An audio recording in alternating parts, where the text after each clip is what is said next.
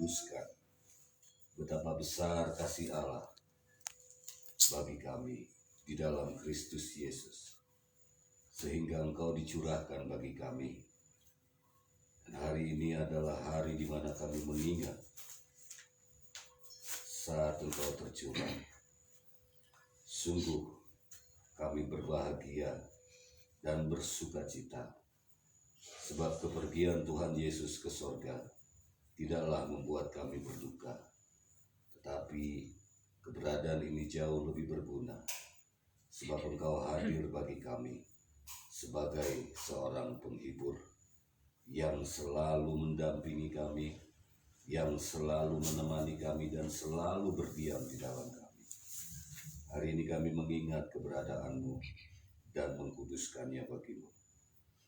Sebentar lagi kami hendak mendengar kebenaran-kebenaran firman tentang keberadaan Engkau, ya Allah Roh Kudus. Bukakan hati dan pikiran kami, agar kami dapat menangkap apa yang Engkau kehendaki. Dengan demikian kami dapat memandang Allah Roh Kudus seperti yang tertulis di dalam kitab suci. Ampuni dosa dan kesalahan kami dan pelanggaran kami jika kami memandang Engkau rendah, jika kami tidak pernah mengingat Engkau dan bahkan tidak memperdulikan keberadaan-Mu di dalam hidup kami. Kini kami mau duduk diam belajar, mempelajari apa yang Tuhan pikirkan tentang Engkau, ya Allah Roh Kudus. Berbicaralah, sebab kami sudah siap untuk mendengarkan. Di dalam nama Yesus kami berdoa. Amin. Shalom. Mari kita buka kitab kita. Digeser sini aja, Boleh. Enggak, di situ bagus deh.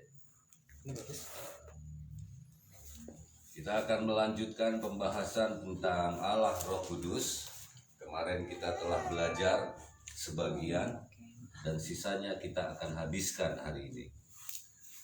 Sebab hari ini adalah hari tepat di mana Roh Kudus dicurahkan oleh Bapa kita di sorga bagi kita.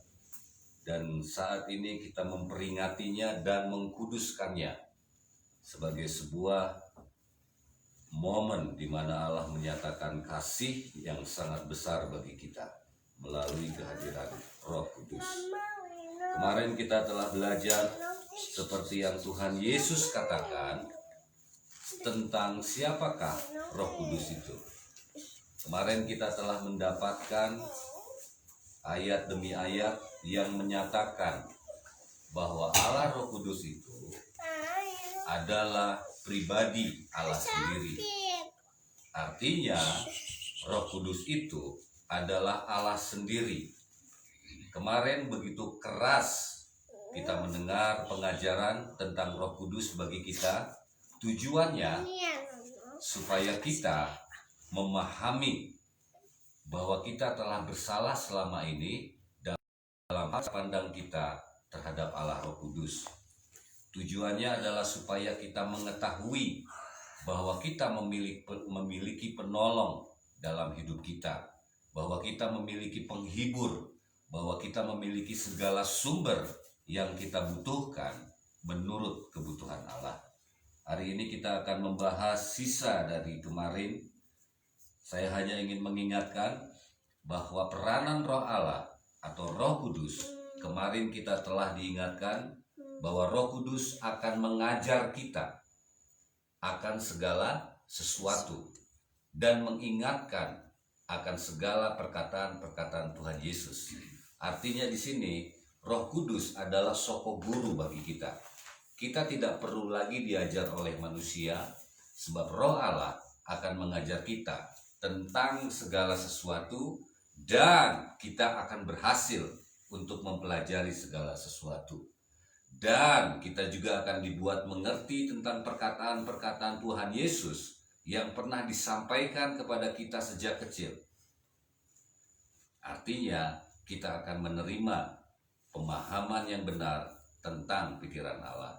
Itu fungsi Allah Roh Kudus yang pertama yang kita bahas. Lalu yang kedua, kemarin juga kita sudah bahas bahwa Allah Roh Kudus berperan sebagai seorang penolong berperan sebagai seorang yang selalu hadir bagi kita untuk memenuhi segala kebutuhan kita. Dan Allah Roh Kudus ini merupakan pemimpin dan petunjuk dalam setiap langkah-langkah kehidupan kita.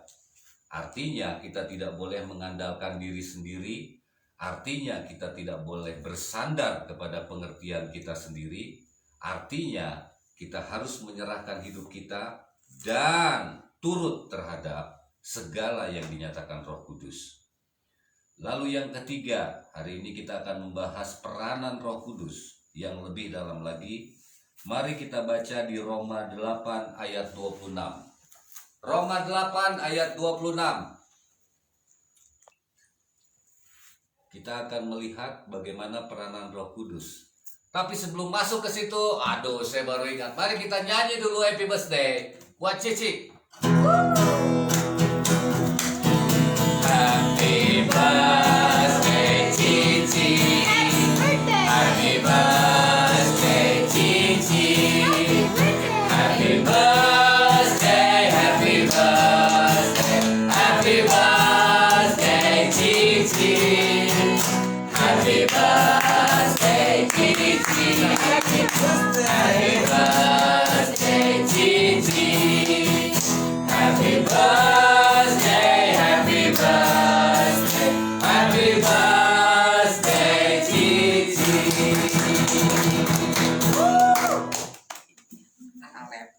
Kristi, selamat ulang tahun. Tuhan Yesus memberkati ya. Amin. Mari kita lanjutkan. Kita Ya, harus Bang, makasih Bang. ya. Makasih Bang, Mas. Ya, Tuhan berkati. Kita baca Alkitab kita di Roma 8 ayat 26.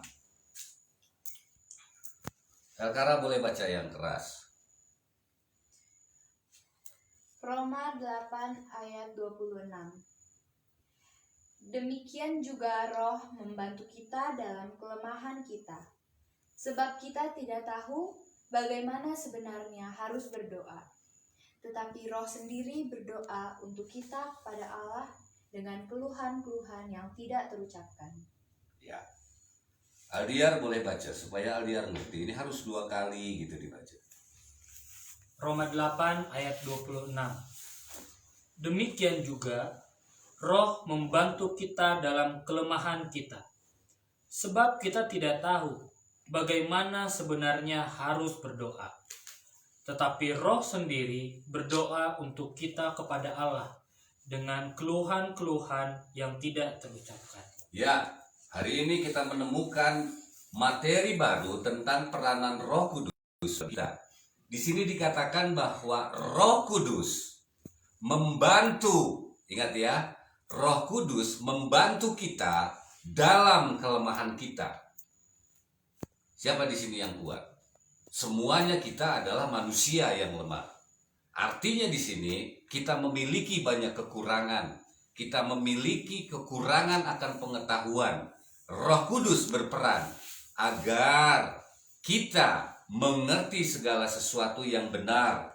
Dengan demikian kita tidak lemah lagi. Dalam konteks ini, Roh Kudus sedang menjelaskan bahwa sebab kita tidak tahu, ini yang dimaksud dengan kelemahan. Kita tidak tahu bagaimana sebenarnya harus berdoa. Jadi kita harus mengakui bahwa ketika kita berdoa, ketika kita meminta kepada Bapa, kita tidak tahu apa yang harus kita minta. Kita tidak tahu apa yang harus kita sampaikan kepada Bapa. Ini harus paham dulu. Saya mempelajari ini, saya merasa bahwa selama ini saya pandai berdoa. Tetapi ketika disampaikan tentang kebenaran ini, saya mengakui kadang-kadang pun saya merasa kesulitan untuk berbicara kepada Tuhan. Saya bingung harus bicara apa. Saya merasakan sebuah kebosanan. Kenapa? Itu yang dimaksud dengan kita tidak tahu cara berdoa. Sama seperti Rahem.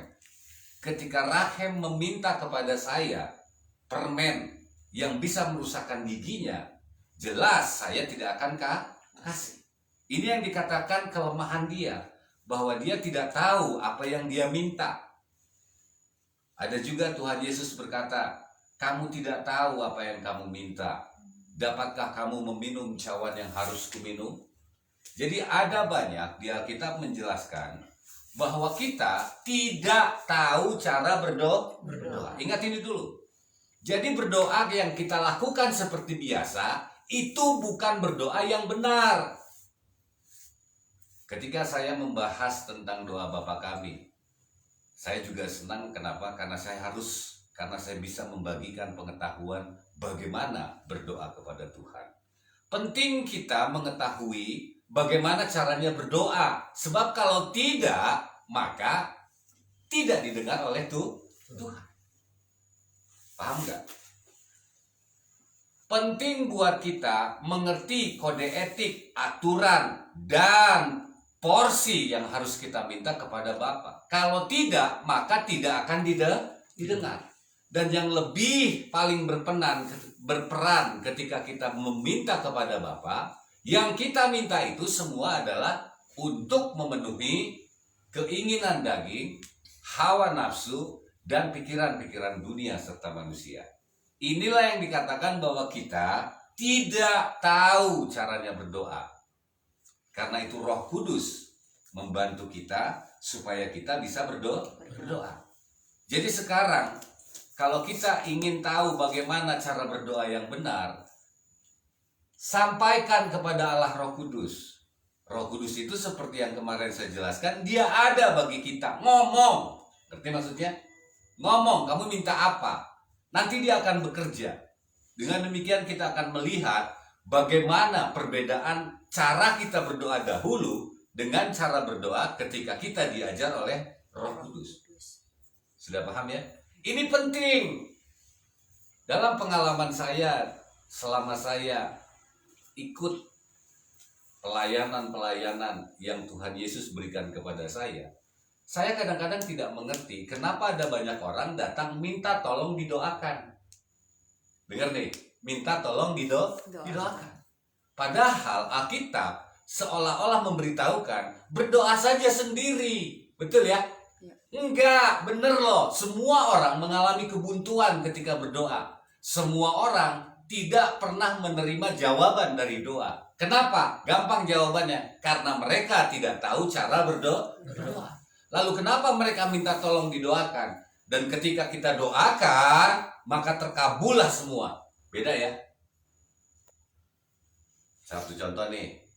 Aldiar minta supaya dapat pasangan hidup. Sudah berdoa? Sudah. Berapa lama? Bertahun-tahun. Akhirnya Aldiar bilang, tolong doain nggak? Ngerti nggak maksud makna pikirannya apa? Jadi bukan karena saya punya julukan hamba Tuhan, tetapi yang sebenarnya Roh Kudus memberitahukan, ada orang-orang yang sudah diajar Roh Kudus mengetahui cara berdoa. Makanya ada banyak orang mengatakan doanya dia mujarab. Dan ini sangat penting, karena doa itu melahirkan kuasa-kuasa Allah yang tidak pernah terpikirkan oleh akal budi. Mengerti ya? Saya harus tekankan dulu bahwa berdoa ini sangat penting. Hubungan kita dengan Allah, medianya hanya lewat doa. Tapi kalau berdoa saja tidak tahu, jangan pernah berpikir bahwa semua kita didengar oleh Allah. Di sini Roh Kudus mengatakan bahwa Roh sendiri berdoa untuk kita kepada Allah dengan keluh-keluhan yang tidak terucapkan. Maksudnya begini, inilah yang dulu pernah kita bahas tentang apa yang dimaksud dengan doa syafaat. Ya Elkara ya, Elkara masih ingat ya? Kita memposisikan diri sebagai orang yang kita doakan. Roh Kudus melakukan itu bagi kita kepada Bapa. Karena kita tidak tahu cara berdoa, tetapi kita menginginkan sesuatu dan kita pun tidak mengerti mengucapkannya, Roh Kudus yang menyampaikannya kepada Bapa. Sudah ngerti ya? Ini adalah pekerjaan Roh yang kita tidak tahu karena hubungannya langsung antara Roh Kudus dengan Bapa. Jadi tolong dihargai ini. Kebutuhan-kebutuhan kita yang tiba-tiba datang keajaiban-keajaiban yang tidak pernah kita pikirkan datang, mujizat terjadi datang. Itu semua karena Roh Kudus berdoa bagi kita. Sudah ngerti ya? Sudah ngerti? Jadi Roh Kudus ini adalah seorang pengacara, jembatan antara kita dengan Bapa karena kebodohan kita. Istilahnya begini nih, Elkara nggak bisa ngomong ke Opung bagaimana cara menyampaikan bahwa dia itu membutuhkan uang. Ada banyak orang gitu ya, saya nggak bisa ngomong, tolong dong. Ngerti ya? Akhirnya Elkara bicara sama Tonga, Elkara minta duit buat begini. Kalau Elkara sendiri yang ngomong, Opung tidak mau dengar. Ngerti maksudnya? Iya. Ngerti ya? Kenapa? Kau dengar-dengarkan anak itu. Ngerti ya sih? Itu karena dia tidak tahu cara meminta. Tetapi ketika Allah yang berbicara, Elkara butuh begini, ini diperjelas semuanya, Opung pun nggak Asih. sudah ngerti ya? Dan ini adalah doa-doa kita, harapan-harapan kita yang tak terucapkan. Maksudnya begini, sungguh tak terpikirkan sama kita. Ini kayak Bang Dion nih, punya usaha. Memang terpikirkan akan buka usaha di Bandung? Lalu apa keuntungannya bagi kita? Loh, kita bisa berkumpul setiap saat. Opung merasa nyaman karena anaknya juga ada di Bandung, sudah tidak merasa jauh lagi, dan akan sering bertemu dengan Elkara karena amangnya ada di sini. Sudah mengerti ya? Ini merupakan bagian dari doa-doa yang dilakukan Roh Kudus. Dan satu lagi, Tuhan Yesus pun melakukan ini. Tuhan Yesus ada di sorga. Tuhan Yesus pun berdoa kepada Bapa, meminta apa yang kita butuhkan. Sudah ngerti ya? Jadi di awal saya sudah kasih tahu bahwa doa-doa kita itu semuanya banyak salahnya. Tetapi ketika kita mau belajar, dituntun oleh Roh Kudus, itu bisa sampai 1,5 jam atau 2 jam kita berdoa. Itu pengalaman saya. Tapi kalau saya berdoa tidak memiliki pengetahuan dan tuntunan dari Roh Kudus, 10 menit juga selesai. Ini yang saya maksud, ngerti gak sih? Berdoa asal-asalan, berdoa karena terpaksa, berdoa karena kewajiban, itu nggak pernah didengar Tuhan. Tetapi ketika Roh Kudus menuntun kita, dan kita pun bersungguh-sungguh berdoa, itu nggak kerasa, bisa sampai menangis, bisa sampai keluar ingus, bisa sampai berkeringat, bisa sampai merinding, bisa sampai merasakan sesuatu terjadi di tubuh. Ini doa yang dikuasai oleh Roh Kudus. Atau terkadang dalam kesulitan kita udah nggak bisa ngomong apa-apa, betul? Kita hanya nangis di hadapan Tuhan. Ada nggak yang diucapkan? Nggak ada. Kenapa? Sulit menyampaikan yang sebenarnya. Roh Kudus yang membantu ini menyampaikan kepada Bapa. Sudah ngerti ya? Itu peranan Roh Kudus yang ketiga. Sekarang yang keempat, mari kita pelajari. Kita baca Efesus 1 ayat 13 sampai 14. Kakak mau baca Efesus 1 ayat 13 sampai 14.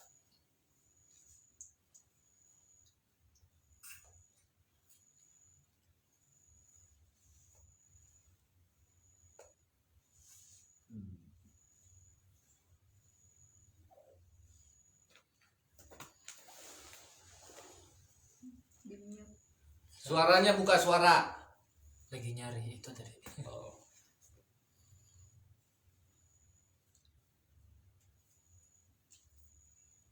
Efesus 1 Ayat 13 sampai 14.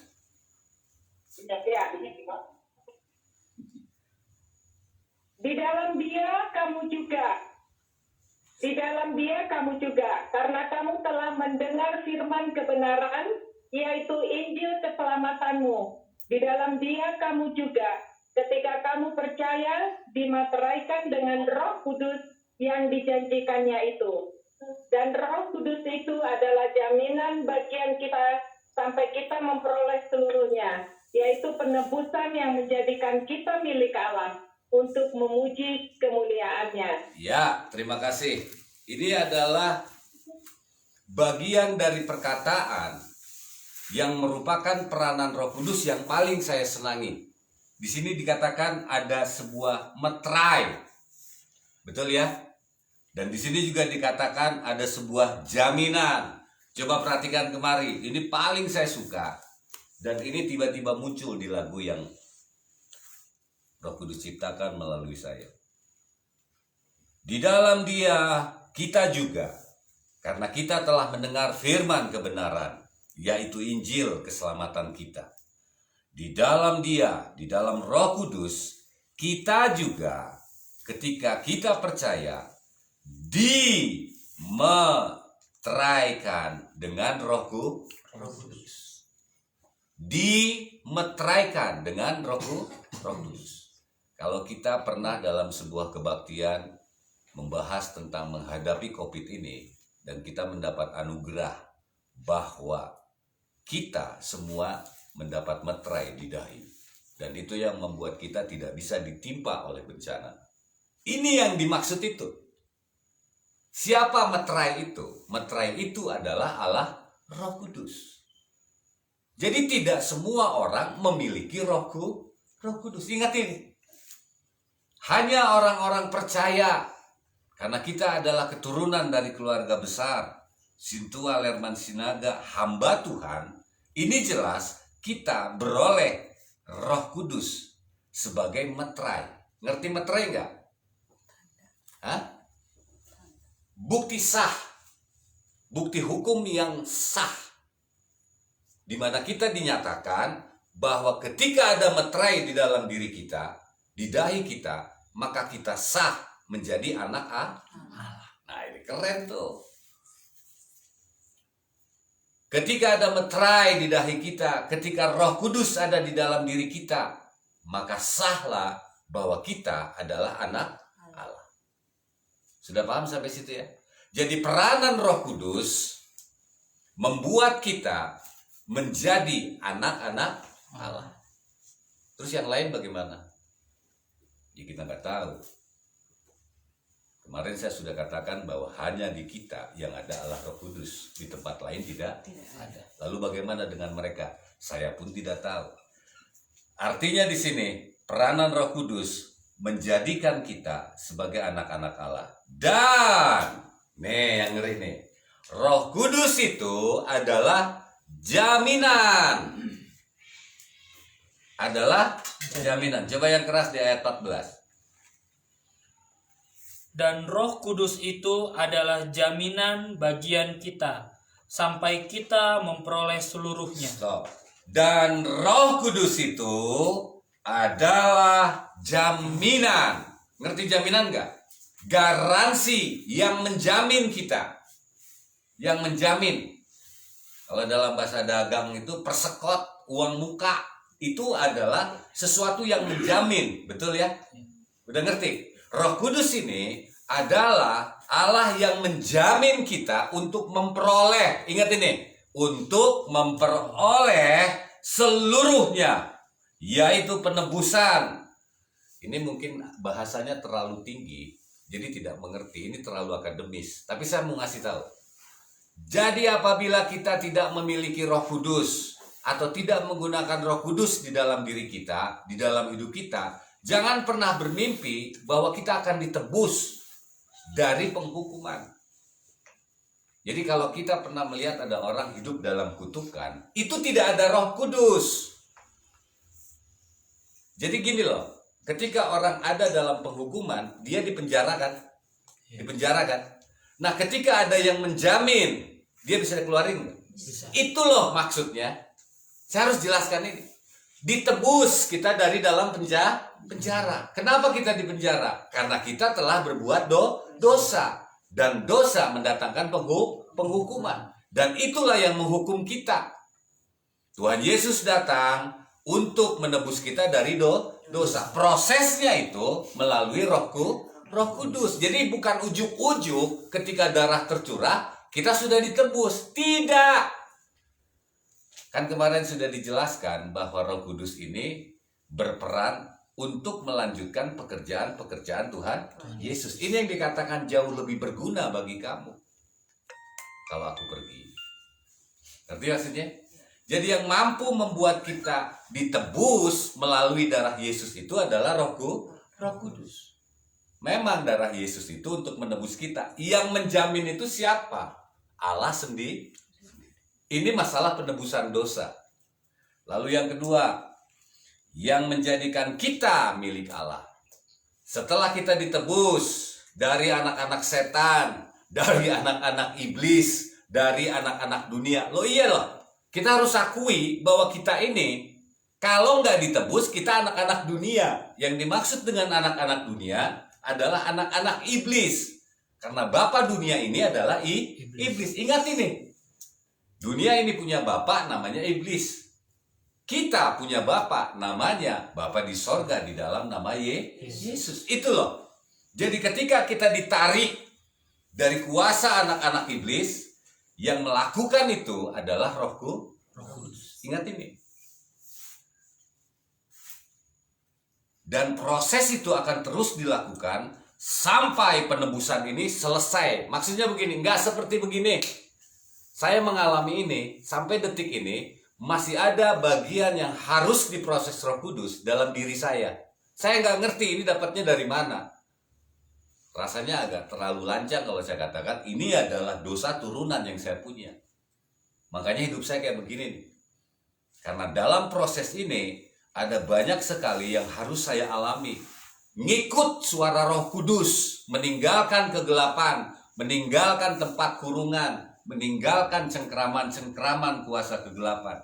Dan inilah yang terjadi yang dilakukan Roh Kudus dalam hidup kita, khususnya saya. Dengan demikian, ketika itu semua proses terjadi, maka kita akan sanggup memuji kemuliaan Tuhan.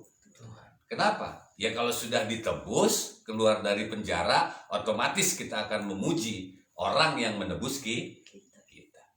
Jadi jangan dipikir bahwa kita bisa memuji Tuhan kalau kita tidak ngerti bahwa kita telah ditebus. Itu namanya bukan memuji, itu nyanyi. Beda loh nyanyi dengan memuji. Kalau kita tidak sadar bahwa kita ini telah ditebus, bahwa kita ini berharga, bahwa kita ini diproses untuk menjadi anak-anak Allah, bukan memuji namanya kalau kita nyanyi. Itu namanya bernyanyi, dinilai sama guru. Berapa nilainya? 8, 7, 6.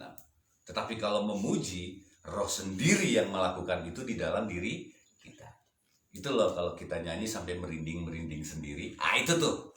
Dan itu adalah pernyataan syukur. Sudah ngerti ya? Bahwa Roh Kudus adalah meterai. Jadi jangan takut. Jangan pernah takut.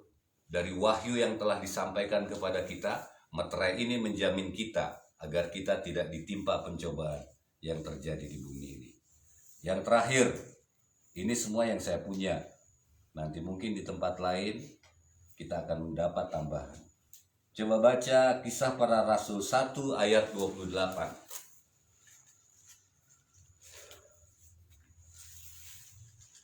Kisah Para Rasul 1 ayat 28. Tengah payung boleh tengah payung.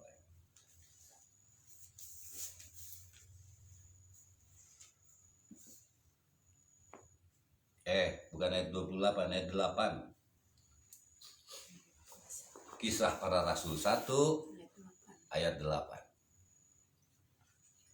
Kisah Para Rasul 1 ayat 8, demikian firman Tuhan. Tetapi kamu akan menerima kuasa kalau Roh Kudus turun ke atas kamu, dan kamu akan menjadi saksiku di Yerusalem dan di seluruh Yudea dan Samaria dan sampai ke ujung bumi. Ya, firman ini sangat populer. Cuman persoalannya banyak orang percaya membacanya masih dalam versi kalau. Ngerti ya? Banyak orang percaya, saya pun demikian, kalau. Padahal ini diucapkan ketika Roh Kudus belum turun. Paham maksudnya? Jadi ini adalah versi kalau. Jadi jangan kita dikalau. Jangan seolah-olah kita masih menunggu turunnya Roh Kudus atas kita. Ini banyak aliran yang melakukan itu. Mari kita berdoa meminta supaya Roh Kudus turun atas kita. Ini masih dalam versi kalau. Belum datang, waktu itu belum tercurah, tapi banyak yang salah kaprah. Itu kalau tidak dituntun Roh Kudus. Ini persoalannya sekarang Roh Kudus sudah turun. Saya mau menjelaskan kepada kita, hei, Roh Kudus itu ada pada kita, diam di dalam diri kita, telah mendampingi kita, menjadi sahabat kita, penolong kita, dan Roh Kudus itu telah memberikan kuasa. Jadi jangan kalau ini imannya jadi kemana larinya, kapan datangnya. Dan ini banyak para teologi, ya itulah lucu-lucu. Akhirnya mereka ini sedang dalam acara Pantekosta begini nih, mereka lagi menunggu pencurahan. Mari kita menerima pencurahan. Sudah, ini hanya memperingati. Ngerti ya? Langsung pada aneh-aneh di situ. Roh Kudus sudah turun, kita hanya memperingati dan mengkuduskan. Bukan sedang menantikan pencurahan atau sedang minta dicurahi. Sudah tercurah. Makanya saya kasih tahu dari dulu. Ingat bahwa kita memiliki Roh Kudus. Dan apabila Roh Kudus telah turun, ini kan waktu itu. Roh Kudus sekarang sudah ada pada kita. Itu artinya kita telah menerima kuasa. Amin. Kita telah menerima kuasa. Jadi jangan takut lagi sama setan. Usir aja itu setan. Ngerti ya? Tapi di sini mau ditegaskan bahwa kuasa itu dipergunakan agar kita menjadi saksi Tuhan. Menjadi saksi Tuhan Yesus dimanapun kita berada. Mau ada di dalam keluarga kita, lalu di keluarga besar kita, lalu di tangga kita, lalu di luar kita. Kita hanya akan berbicara sebagai saksi bahwa Yesus Kristus adalah Tuhan. Dan ini diperlukan agar kita mengerti bahwa tugas kita adalah memperluas kerajaan Allah dan membuat banyak orang mengenal Yesus dan menerima Yesus sebagai Tuhan. Inilah fungsi Roh Kudus. Akhir dari renungan kita dari 3 yang kita bahas tadi. Akhirnya kita mengetahui bahwa sebenarnya Allah Roh Kudus telah dianugerahkan kepada kita. Dan Allah Roh Kudus itu yang pertama, pribadi Allah sendiri. Saya mau sedikit luruskan. Dalam konteks Tritunggal, Roh Kudus itu diperankan sebagai bagian yang terkecil. Ini salah.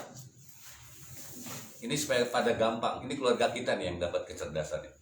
Allah itu terdiri dari roh dan firman. Firman dan roh ini sehakikat dan sederajat. Jadi kalau mau jelasin Tritunggal begini aja.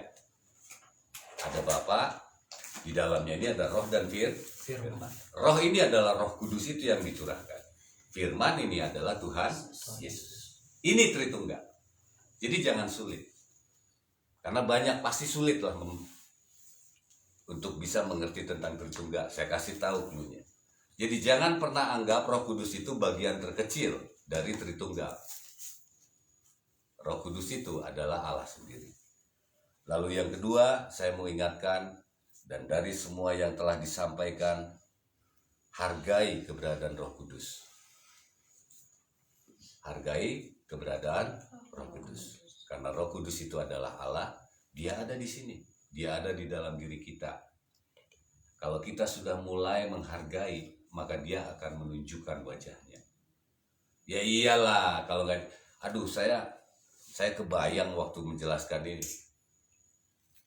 Elkara saya utus untuk menemani Rakem. Apapun yang dibutuhkan Rakem, Elkara tahu, tolong dipenuhi.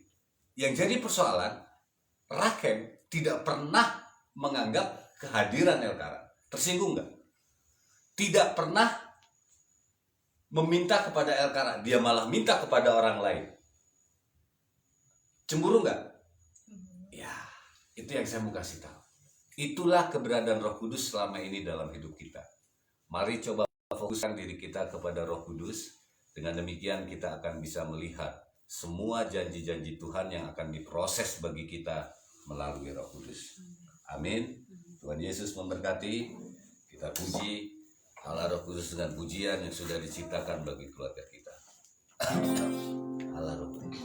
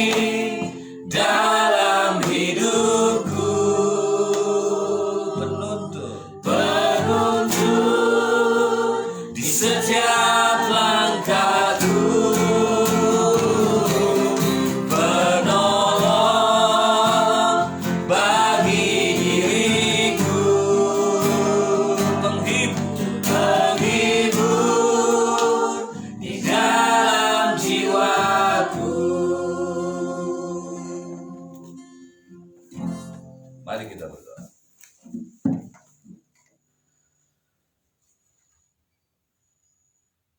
Sungguh kami berterima kasih kepadamu, ya Allah Roh Kudus.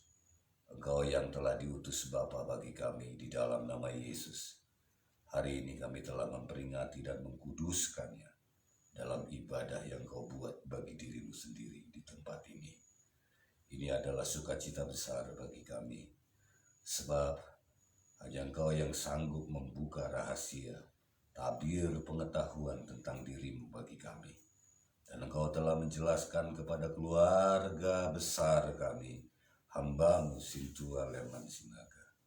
Dan hal ini merupakan keberuntungan bagi kami. Oleh karena kami boleh mengenal, boleh mengerti, boleh memahami dan memiliki keberadaan Engkau di dalam hidup kami.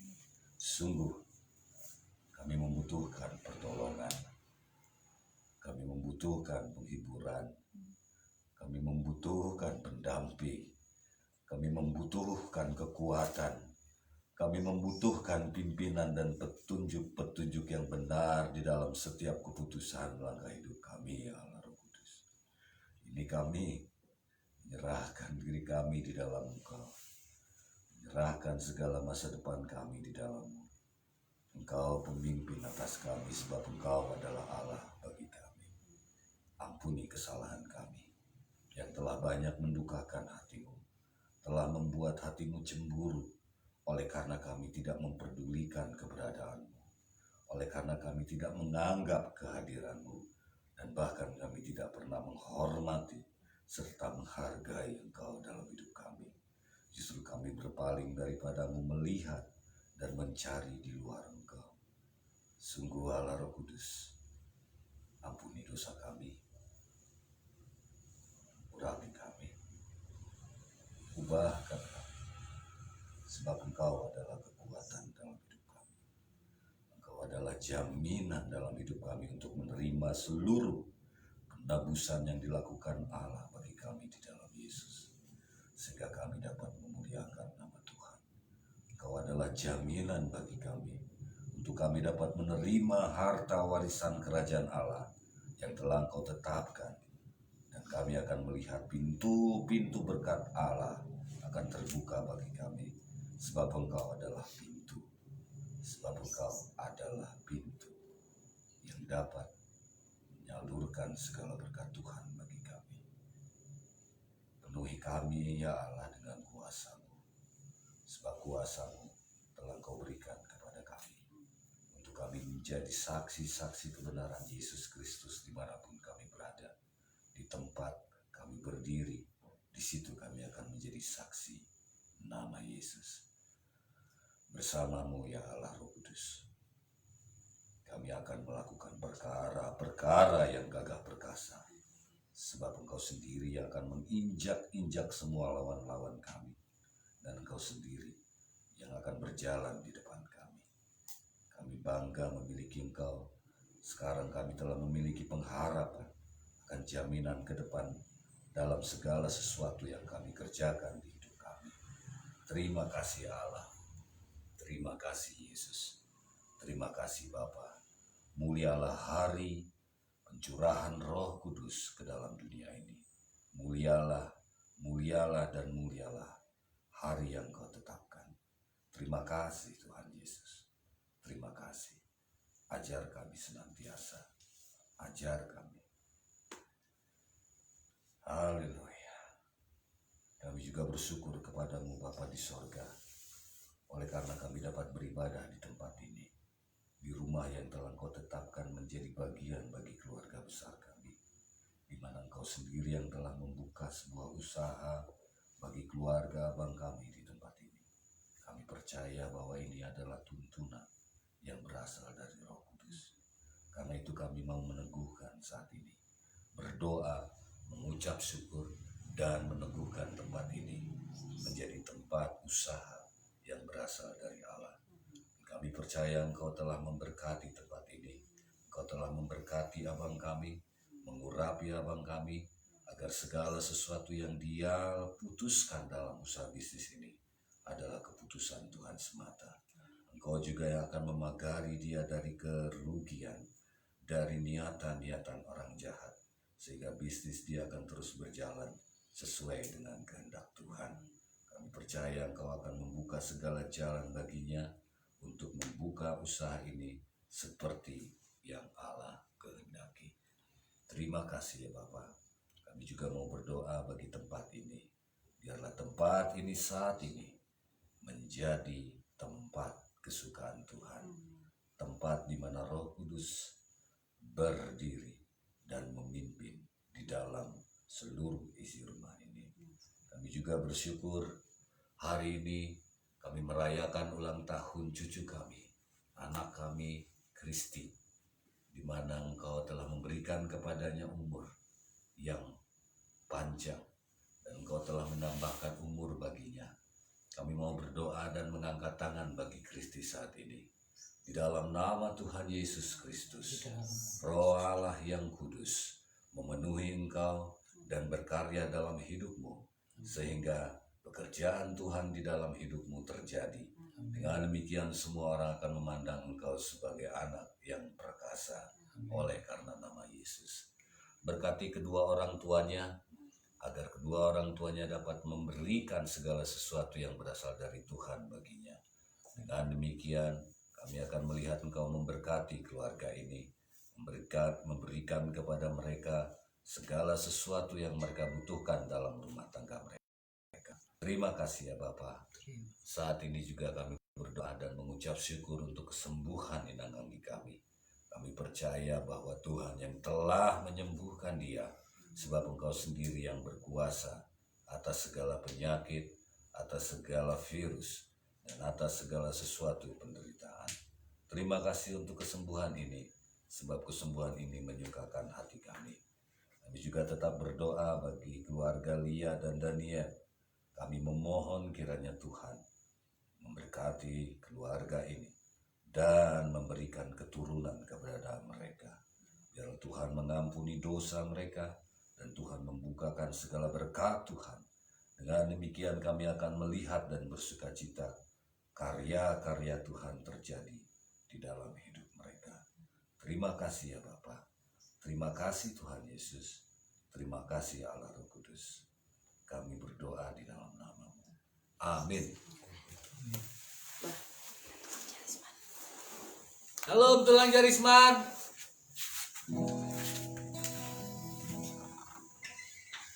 Sebelum kita mengumpulkan persembahan, marilah kita mendengarkan firman Tuhan yang menjadi dasar bagi kita untuk memberikan persembahan yang tertulis di dalam Mazmur 50 ayat 14. Persembahkanlah syukur kepada Allah dan bayarlah nazarmu kepada Yang Maha Tinggi.